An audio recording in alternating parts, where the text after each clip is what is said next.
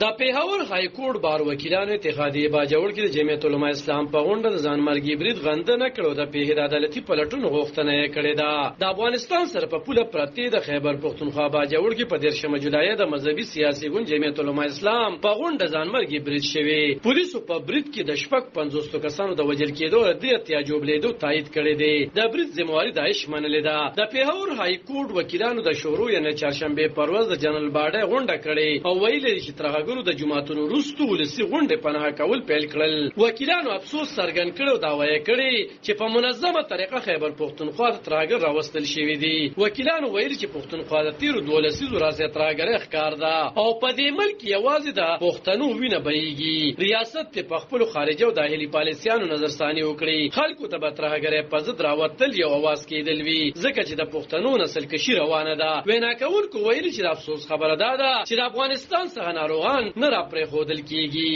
خو ترغاګر راځي دوی د پاکستان بار کونسل نه په دغه لړ کې د کردار دا کول غوښتنه هم کړې ده. د پیښور های کورټ بار په خواني جنرال سیکریټري محمد ایاز خان په خبرو کې وویل چې دوی د وکیلانو غونډه را بللې چې د پښتونخوا د راتلونکي وخت د لپاره مشوره او تګلار وړاندې کړي. هغه وویل چې دوی به د خپل واکدارانو پوښتنه کوي چې ترغاګر مها ولې نه نسی او خودکش د کومې خوان راځي. د دې پلټنې پکار دي. د وکیلانو په غونډه کې قرارداد منزور کړی شوی او په قرارداد کې د قامي ډایلاګ په جوړولو ټینګار شوی دی. په سیاسي ګوندونو غږ شوی چې یو شی او د ترغاګر په ضد خپل کردار ادا کړي او ترغاګر په ضد چې کوم کاروي کیږي هغه د عام کړی شي. په قرارداد کې ویل شوی چې د نخمه مای د پیغو د پاره چې کوم اقدامات شوی دغه ډول اقدامات ترغاګر د خاتمه لپاره خاموشي. باجوړ کې جمعیت العلماء اسلام ډلې په غونډه د ځانمرګي برید وروسته د یاد مذهبي سیاسي ډلې مشر مولانا فضل الرحمن ویلي چې په باجوړ کې شوی ځانمرګي برید یوازې د جمعیت العلماء اسلام په کارکونکو نه